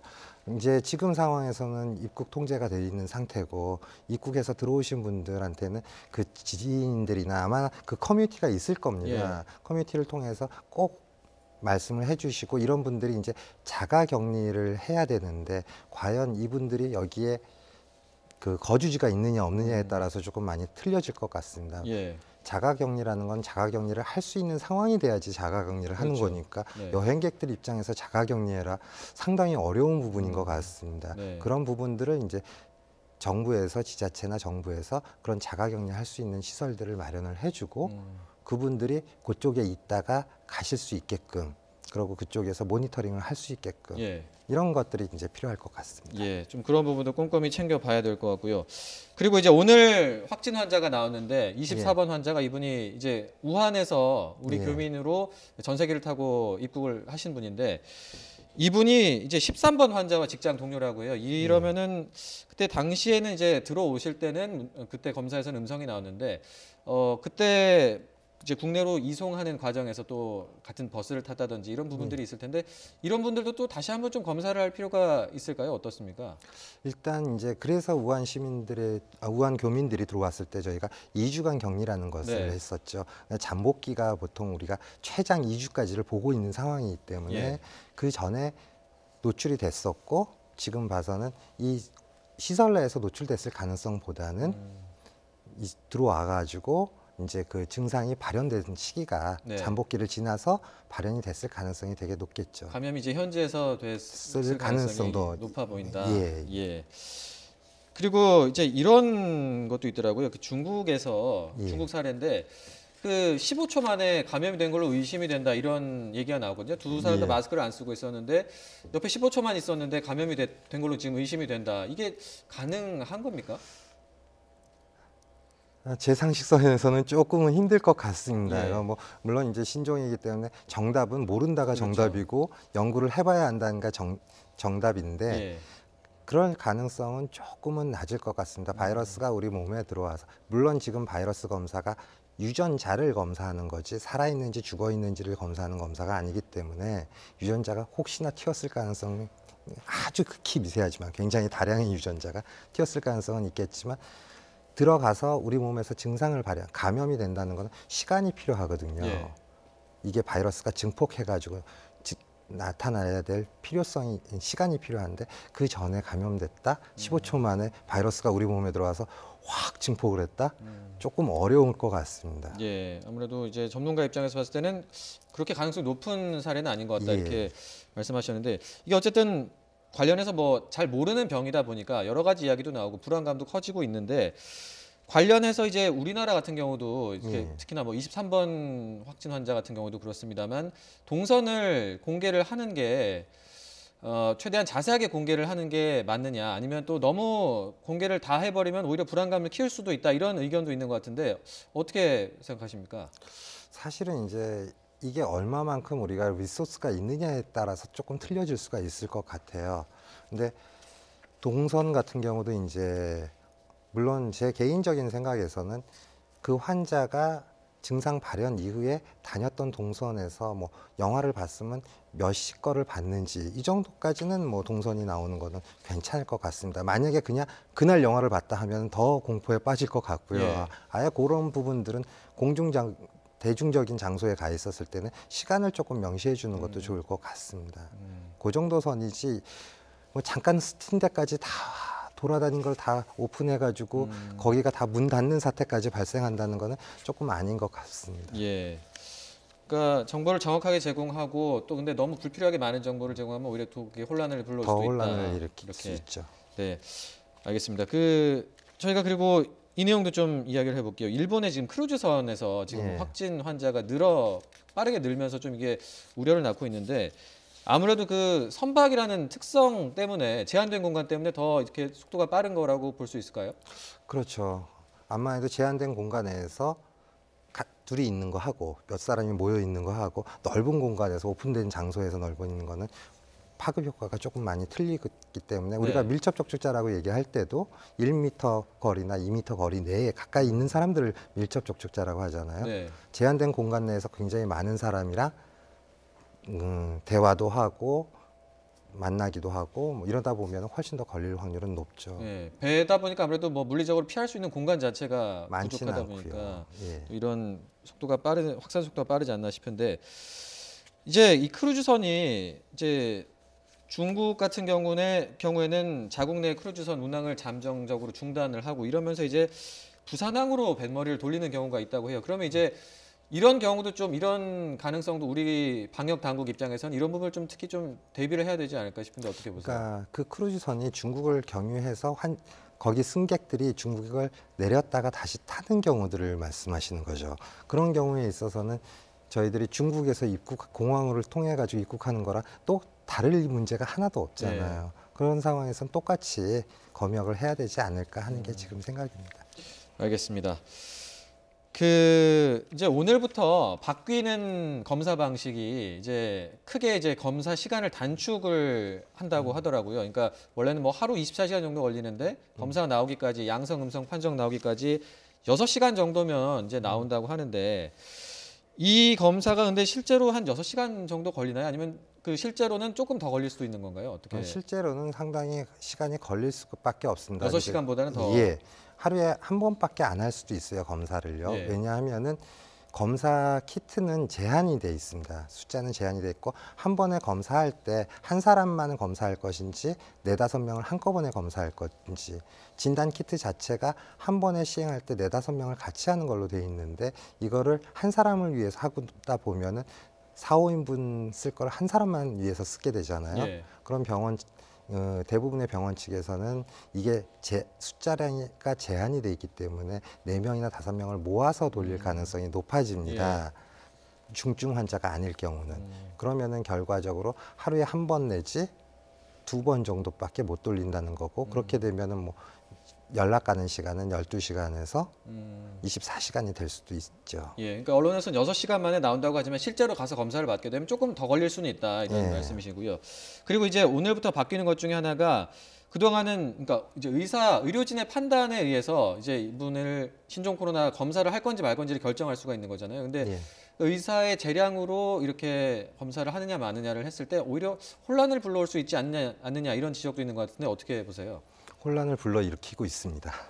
벌써? 예. 왜냐하면 그러고 이런 검사를 하는 병원을 오픈을 해버리니까요. 다 리스트를 공개가 돼 있습니다. 그러다 보니까 불필요한 환자들이 너무나 많이 들어오고 있고요. 실질적으로 종합병원들에서 선별진료소에서 하루에 볼 수 있는 명수가 8명에서 10명밖에 안 됩니다. 왜냐하면 들어온 환자 소독하고 그 공간 하고 볼 수밖에 없기 때문에 한 2시간에 1명 정도 볼 수밖에 없는 상황에서 이렇게 많은 사람들이 자기가 경증인데도 불구하고 확인하기 위해서 들어오고요. 그럼 그거를 감당하기가 되게 어렵고 또 하나 그런 사람들이 계속 몰아치면 의사들 입장에서는 굉장한 스트레스죠. 우리 병원에서 놓쳤는데 다른 병원에 가가지고 확진 받았다 하면은 이건 어떻게 내가 판단이 틀린 거냐. 내가 이거를 할 때 그러면 나는 이거 검사 안 했는데 딴 병원 가서 진단됐다. 그럼 내가 잘못한 거냐. 예. 이런 부분들에 대한 스트레스가 굉장히 큽니다. 의료진의 입장에서 이제 그게 굉장히 부담이 될 수 있는 부분일 것 같은데요. 이게 참 그러니까 그동안 이제 뭐 다른 나라에서 들어오는 사람들에서 이제 뭐 중국 외 국가에서 그 확진 환자가 중국 외 국가에서 들어와서 확진 환자가 된 경우가 있었기 때문에 이제 이런 조치가 나온 건데 조금 과하지 않을까. 사실은 그것 때문에 의사의 재량이 필요한 부분은 있습니다. 상황에 따라서 이거는 조금 임상적으로 역학관계 딱 케이스 사례 정의를 제외하고도 의심이 되니까 지금 그 태국이나 싱가포르 환자들이 검출이 된 거잖아요.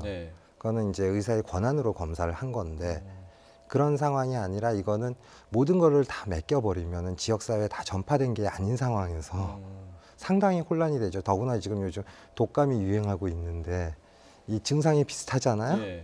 그러면은 그 비슷한 증상에 역학적 관계 없이 하면은 환자들 입장에서는 다 검사를 해달랄 거고 의사 입장에서는 이걸 다 하기가 굉장히 힘든 상황이 나타난 거죠.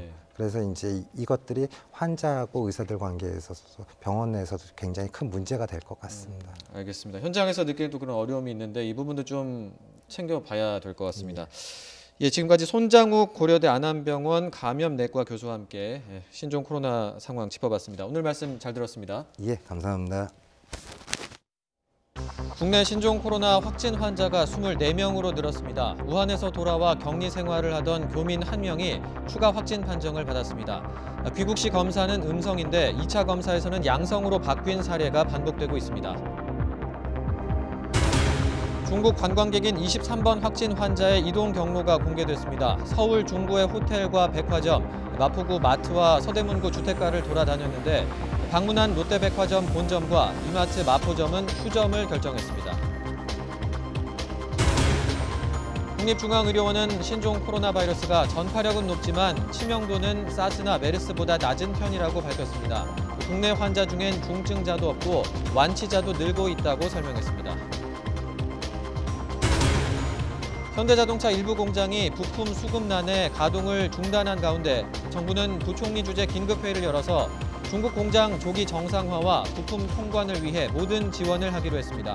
중소 중견 기업과 영세 상인에게는 2조 원이 긴급 지원됩니다. 일본의 대형 크루즈에서 확진자 41명이 무더기로 나왔습니다. 이 배에서 나온 환자만 총 61명입니다. 전체 탑승자 3,700여 명 중에 검사를 받은 건 271명뿐이어서 감염자가 더 나올 것으로 보입니다. 네, 국내 신종 코로나 바이러스 확진 환자가 1명이 늘어서 모두 24명이 됐습니다. 오늘 현황부터 간단히 정리해 보겠습니다. 화면 보시죠. 네, 24번 환자는 28살 남성인데 지난달 31일 1차 전세기편으로 귀국한 중국 우한 교민입니다. 충남 아산의 경찰 인재개발원에서 격리 생활을 하던 중에 인후통 증상을 보여서 검사를 받았고요. 어제 오후에 양성 판정을 받고 곧바로 국립중앙의료원으로 이송됐습니다. 귀국한 우한 교민 701명 가운데 확진 환자가 나온 건 이번이 두 번째인데요.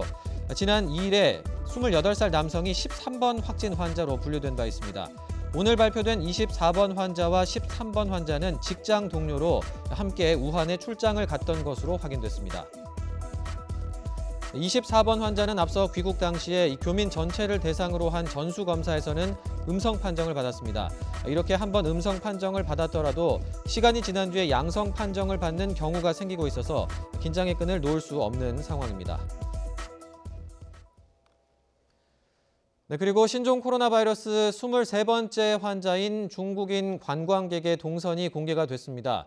관광객이다 보니까 호텔을 비롯해서 백화점이나 대형마트 등 사람이 많은 곳을 다닌 것으로 확인이 됐는데요.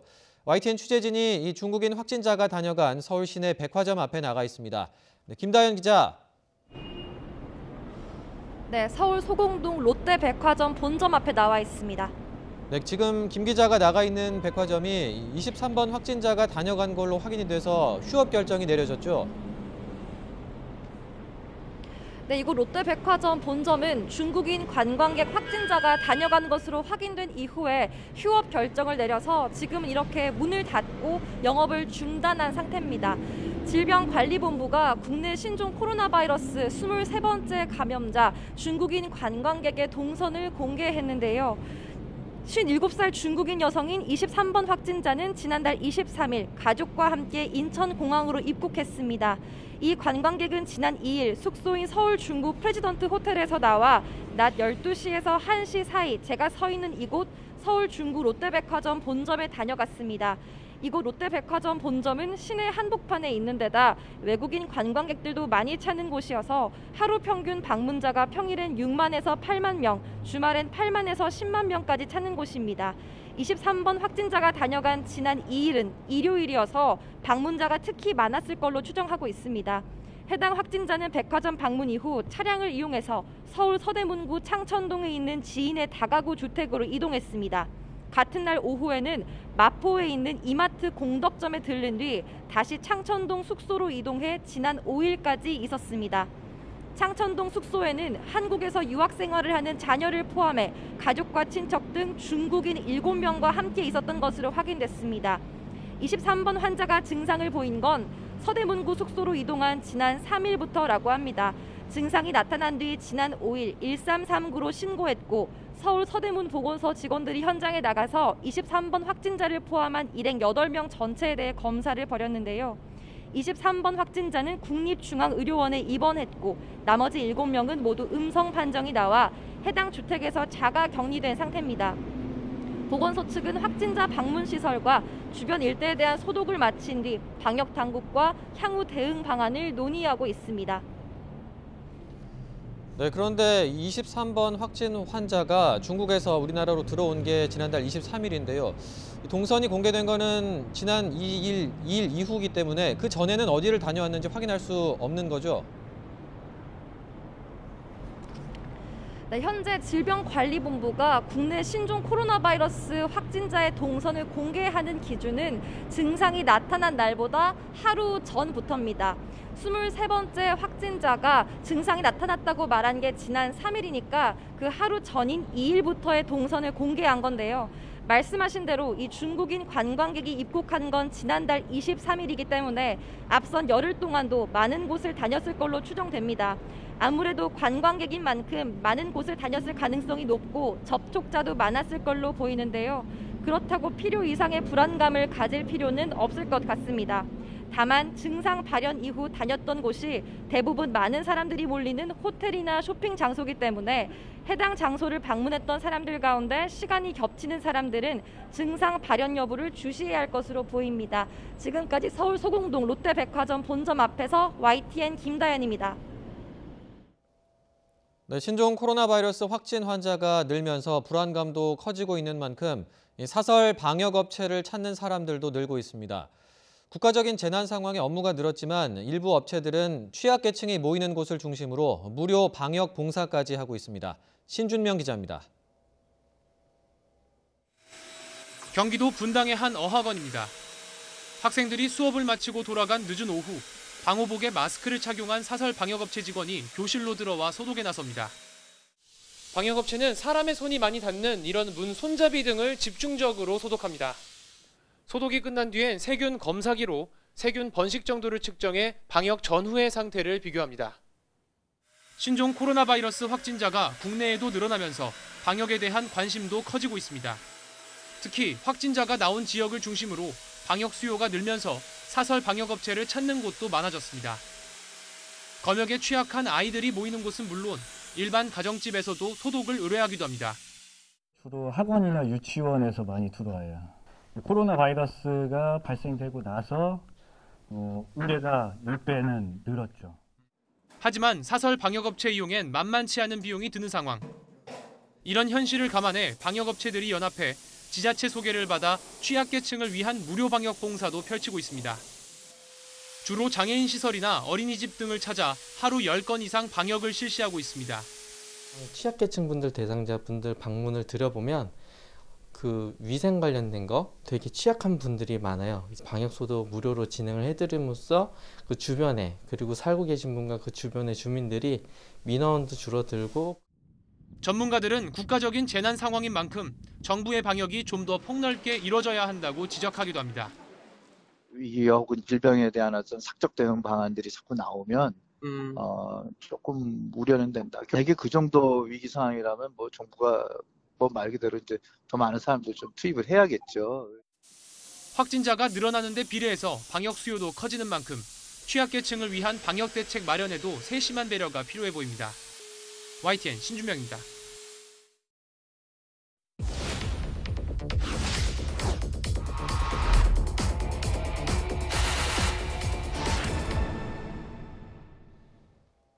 최근 인터넷에서는 종이 행주로 마스크 만드는 방법은 물론 화약 약품을 이용한 손세정제 제조법까지 퍼지고 있습니다.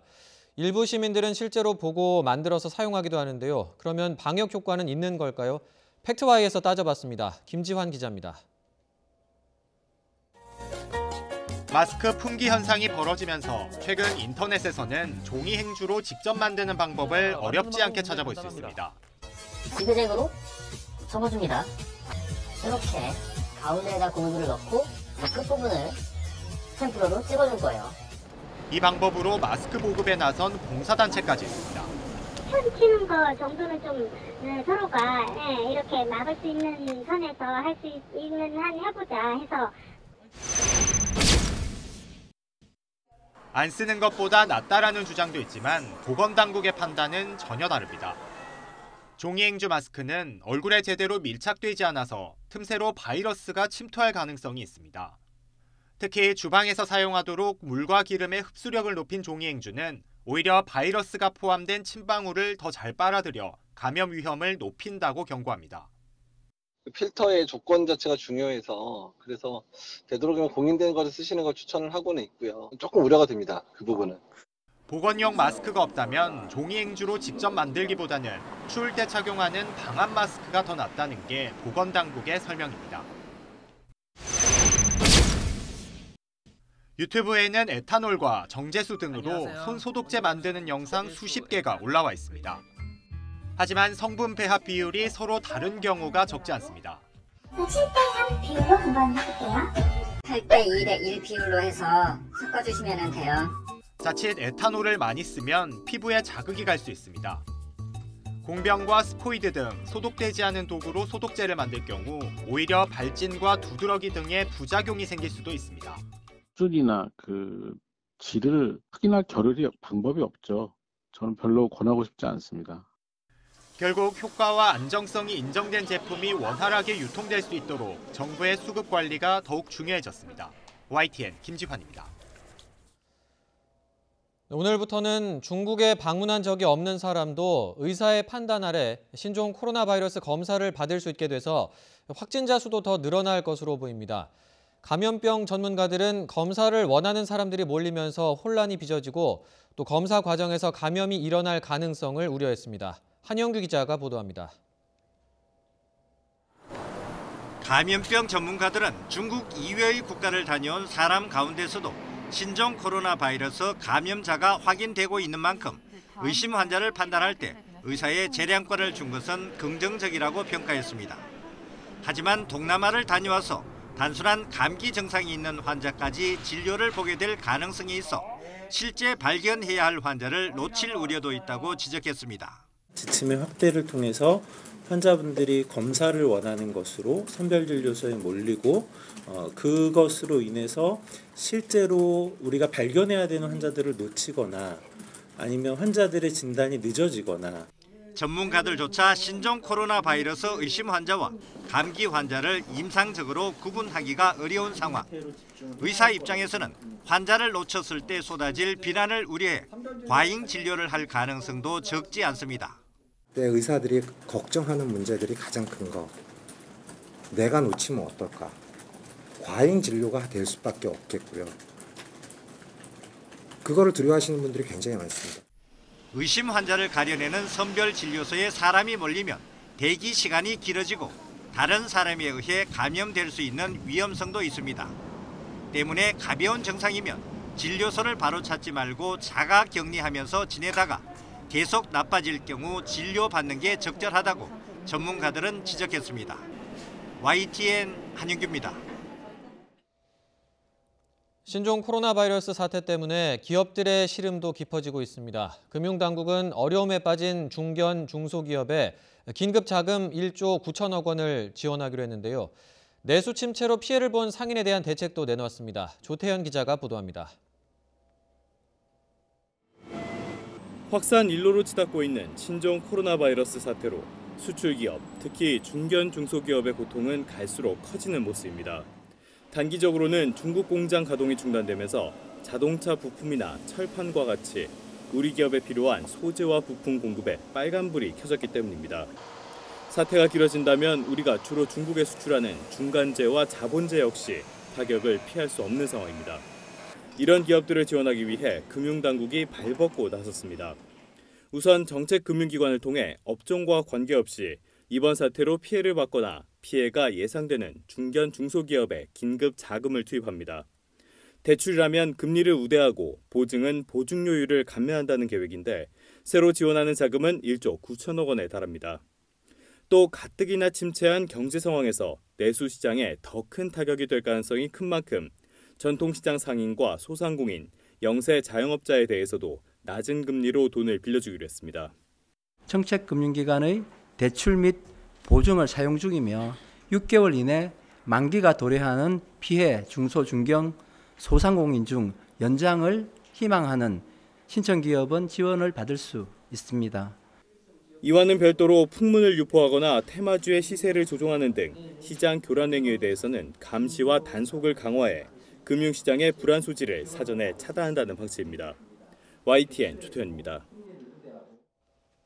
신종 코로나 확산으로 중국 내 부품 공장이 가동을 중단하면서 현대자동차 국내 생산 공장이 대부분 오늘부터 문을 닫았습니다. 현대차는 지난 4일부터 차례로 생산을 중단한 울산과 아산 공장 가동을 오늘부터 완전히 중단한다고 밝혔습니다. 전주 공장은 트럭 생산은 멈추고 버스 생산 라인만 가동합니다. 오는 10일에는 현대차 국내 공장은 모두 문을 닫고 11일은 팰리세이드, GV80, 산타페, 투싼 등을 생산하는 울산 2공장만 가동할 예정입니다. 기아차도 오는 10일 소하리, 광주, 화성 공장의 완성차 생산을 중단하고 11일 이후에는 부품 수급 상황을 고려해서 협의하기로 했습니다. 네, 이렇게 생산 중단이라는 초유의 사태에 정부가 자동차 산업을 전방위 지원하기로 했습니다. 중국 현지 부품 공장을 조기에 재가동하도록 중국 지방정부와 협의하고 또 국내 대체 생산 과정에 연장 근로가 필요하면 사후 승인도 허용할 방침입니다. 김평정 기자입니다. 생산 중단 사태에서 보듯 신종 코로나 바이러스로 입은 국내 자동차 산업의 피해는 심각한 수준입니다. 특히 우리나라 자동차 부품 수입의 30% 가까이가 중국산인 만큼 중국 부품 공장의 정상화가 무엇보다 시급합니다. 이를 위해 정부는 중국 현지의 부품 공장을 조기에 재가동하도록 외교력을 집중하기로 했습니다. 주중 한국대상황과 코트라, 완성차 업체 등을 통해 중국 지방정부와 공장 재가동을 적극 협의할 방침입니다. 중국산 부품 생산이 재개된다면 24시간 통관을 처리하는 등 한국으로 들어오는 물류 기간을 최대한 단축할 계획입니다. 또 중국산 부품을 대체할 국내 생산을 늘리는데 52시간 이상 연장 근로가 필요하다면 신속히 인가하고 상황에 따라 사후 승인도 허용하기로 했습니다. 근로시간 인력 확보 및 자금 지원 등을 통하여 국내 생산 재고의 확충과 긴급 수입 대체선 확보 지원에도 주력해 나가겠습니다. 국내 생산 확대를 위한 특별 연장근로를 신청할 경우 이를 신속히 인가하는 한편 이와 함께 정부는 재계와 직접 만나 신종 코로나 관련 건의사항을 들었습니다. 재계는 과거 사스와 메르스 사태 때 수출과 내수 한쪽만 피해가 집중됐던 것과 달리 이번엔 양측 모두 큰 피해가 우려된다며 발빠른 대응을 요청했습니다. 유형별로 미시 대책도 필요할 것 같고 또 포괄적인 거시 대책도 필요할 것 같습니다. 이렇게 구분해서 예상되는 경제적 타격을 어떻게 극복할지를 놓고 정부에서 전향적으로 노력을 해주셨으면 좋겠습니다. 김상조 청와대 정책실장은 지난해 일본 수출 규제 과정에서 잘 대응했듯이 산업계 의견을 반영해 이번에도 문제를 극복하겠다고 밝혔습니다. 홍남기 부총리 역시 조기 종식이 안 되면 경기 하방 압력이 커질 수 있지만 최대한 조치를 통해 과도한 경제 위축은 막겠다고 강조했습니다. YTN 김평정입니다. 네, 신종 코로나가 급속히 확산하고 있는 중국에서는 시진핑 주석을 비판하는 목소리가 잇따르고 있습니다. 시민단체와 학계에 이어 세계보건기구에서도 비판의 목소리가 나왔습니다. 조승희 기자가 보도합니다. 국제인권감시단체 휴먼 라이츠 워치는 신종 코로나 바이러스에 대한 중국 당국의 대응에 문제가 있었다고 비난했습니다. 케네스 로스 휴먼 라이츠 워치 사무총장은 중국이 발병 초기 신종 코로나 바이러스에 대한 보도를 금지하고 소셜미디어에서 당국의 대응을 비판하는 목소리를 제한하려 했다고 지적했습니다. 그런 일들로 사태를 악화했다고 강조했습니다. 학계에서도 비판의 목소리가 이어졌습니다. 중국 칭화대 슈장룬 교수는 최근 해외 웹사이트에 게재한 글에서 신종 코로나 초기 대응이 실패한 것은 중국에서 시민사유와 언론 자유가 말살됐기 때문이라고 지적했습니다. 사무총장이 앞장서 중국의 대응을 옹호해온 세계보건기구 내부에서도 비판이 제기됐습니다.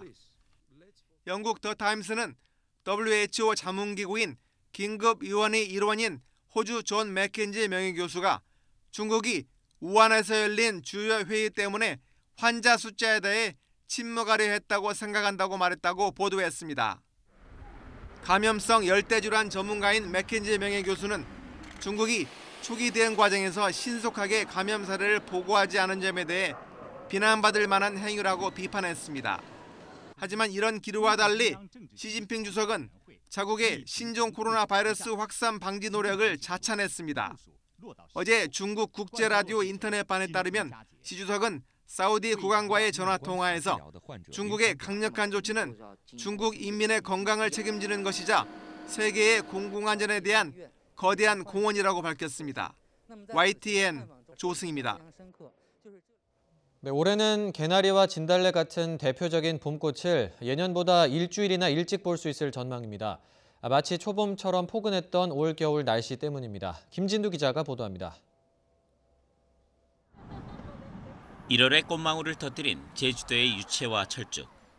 포근한 겨울 날씨에 꽃이 계절을 착각한 것입니다. 올겨울 기승을 부린 이상 고온 현상은 대표적인 봄꽃인 개나리와 진달래의 개화도 크게 앞당길 것으로 보입니다. 2월과 3월 기온이 대체로 평년보다 높을 것으로 예상돼 봄꽃 개화도 7일에서 9일, 평균적으로 일주일가량 빨라질 것으로 보입니다. 개나리는 3월 9일 제주도를 시작으로 하루 뒤에는 부산에서 꽃망울을 터뜨리겠습니다. 이어 대구 11일, 광주 16일, 서울은 20일에 노란 개나리를 볼 수 있겠습니다. 진달래는 개나리보다 사흘 늦은 3월 12일 제주도와 부산에서 동시에 선을 보이겠습니다. 이어 21일에는 전주와 대전, 서울에서 역시 동시에 개화할 것으로 보입니다. 봄꽃은 개화일로부터 일주일 정도 이후에 절정을 맞습니다. 따라서 서울을 기준으로 3월 28일쯤에는 노랗고 빨간 개나리와 진달래가 만발한 모습을 감상할 수 있을 전망입니다. YTN 김윤우입니다. 추미애 법무부 장관이 직접 공소장 비공개 방침을 밝힌 바로 다음 날 청와대 선거 개입 의혹 사건의 공소장이 한 언론을 통해 공개됐습니다. 공소장에는 중립을 지켜야 할 청와대가 대통령의 30년 지기인 송철호 시장 당선을 위해 광범위하게 선거에 개입했다는 내용이 담겼습니다. 박석영 기자의 보도입니다. 동아일보가 청와대 선거 개입 하명 수사 의혹과 관련해 송철호 울산시장 등 13명의 공소장, A4 용지 71장 분량 전문을 공개했습니다. 공소장에서 검찰은 청와대 8개 비서실이 지난 2018년 울산시장 선거에 조직적으로 개입한 사건이라고 규정했습니다. 먼저 검찰은 송 시장이 지난 2017년 9월 중순 황운하 전 울산경찰청장을 만나 김기현 전 울산시장 집중수사를 청탁했다고 봤습니다. 얼마 지나지 않아 송병기 전 부시장이 문모 전 청와대 행정관에게 경찰 수사가 제대로 진행되지 않는다며 도움을 요청했고 문 전 행정관이 송 전 부시장으로부터 자료를 받아 소문을 기정사실로 단정하는 등 내용을 가공해 범죄 첩보를 작성했다고 봤습니다. 이어 첩보를 보고받은 백원우 전 민정비서관이 반부패 비서관실을 통해 경찰에 첩보를 하다라고 정상 절차인 것처럼 가장했다는 정황도 담겼습니다. 검찰은 울산경찰청이 조국 전 민정수석 등 청와대에 선거 전 18차례, 선거 후엔 3차례, 모두 21번이나 수사 상황을 보고했다고 공소장에 밝혔습니다. 또 수사를 지휘한 황 전 청장은 부임 이후 김 전 시장 표적 수사를 지시한 뒤 이례적으로 첩보를 생산했고 이에 반대하는 경찰관을 부당하게 인사했다고 봤습니다. 아울러 검찰은 송 시장이 선거에 필요한 공약 준비 과정에서도 청와대의 도움을 받았다고 판단했습니다. 이 밖에도 한명도 전 정무수석이 당내 경선 경쟁자였던 임동호 전 최고위원에게 공기업 자리 등을 제안하면서 불출마를 종용한 것으로 파악했습니다. 결국 정치적 중립을 지켜야 하는 청와대 핵심 인사들이 직위를 이용해 선거에 영향을 미치는 행위를 했다는 게 검찰 공소장의 결론입니다. 이를 두고 검찰 안팎에선 총선 이후 윗선 수사 가능성까지 열어놨다는 해석도 나오고 있습니다. YTN 박서경입니다. 네, 프로야구를 대표하는 인기 구단 중에 하나죠. 한화는 지난 시즌 9위로 추락하면서 고개를 숙였습니다. 올 시즌 제도약을 선언하고 전지훈련에 돌입했는데 김태균과 이용규 이 두 베테랑의 어깨가 어느 때보다 무겁습니다. 허재원 기자가 보도합니다. 한화는 지난 시즌 내내 하위권을 전전하며 9위에 머물렀습니다. 열성적인 응원으로 유명한 한화 홈팬들에게는 잃어버린 1년이었습니다. 제도약을 선언하고 미국 전지훈련에 돌입한 한화. 팬들의 눈은 두 베테랑 선수 이용규와 김태균에게 집중되고 있습니다. 지난 시즌 개막전 트레이드를 요청하는 파문과 함께 1년을 통째로 날린 이용규는 절박한 심정으로 그라운드에 돌아왔습니다. 팀은 1년 만에 돌아온 이용규에게 주장이라는 중책을 맡기며 변함없는 신뢰를 보여줬습니다. 이용규는 한화의 외야 수비는 물론 기동력 향상에 큰 도움을 줄 것으로 기대됩니다. 기본적으로 도루 30개는 해줘야 된다는 생각을 갖고 있어서 나이가 들어서 스피드가 떨어졌다 이런 소리를 사실 저는 듣고 싶지 않습니다. 지난 시즌 홈런 6개에 그친 중심 타자 김태균의 부활도 절실합니다. 실망스러운 한 해를 보낸 김태균은 FA 자격을 얻고도 이례적으로 1년 계약을 자청하며 새롭게 각오를 다졌습니다. 또 실망하신 그런 팬들도 많이 있을 텐데 그런 것들을 다시 예전의 김태균의 모습을 보여드리기 위한 도전이라고 생각하고 이용규가 테이블 세터진에서 제 역할을 해주고 김태균이 장타력을 높인다면 한화의 전력은 급상승할 수 있습니다. 지난 1년은 잊고 제도약을 바라보는 한화. 그 운명은 이용규와 김태균 두 베테랑의 손에 달려 있습니다. YTN 허재원입니다.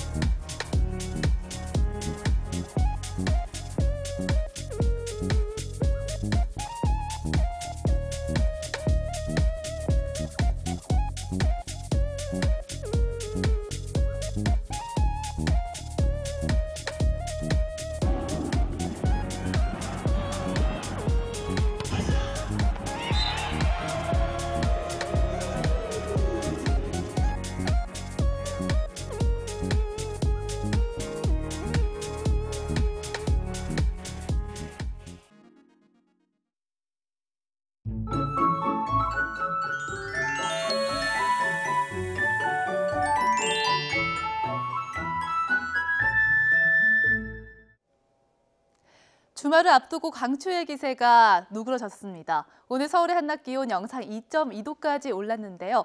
주말인 내일은 오늘보다 기온이 더 높아지면서 추위가 풀리겠습니다. 내일 아침 서울 기온은 영하 3도로 오늘보다 3도가량 높겠고 낮 기온은 4도까지 올라 예년 수준을 회복할 것으로 보입니다. 하지만 추위가 풀리자마자 다시 미세먼지가 말썽을 부리겠습니다.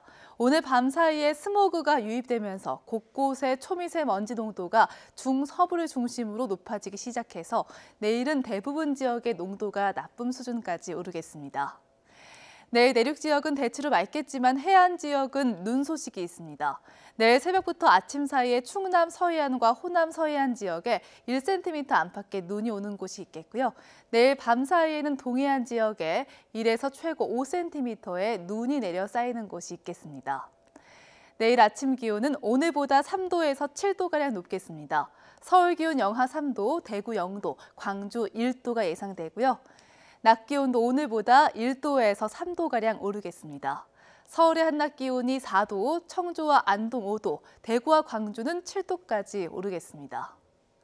다음 주엔 비교적 포근한 겨울 날씨를 보이겠고 수요일과 목요일 사이엔 전국에 한 차례 비가 내릴 전망입니다. 날씨 정보였습니다. 네, 뉴스큐는 잠시 뒤에 2부로 이어집니다.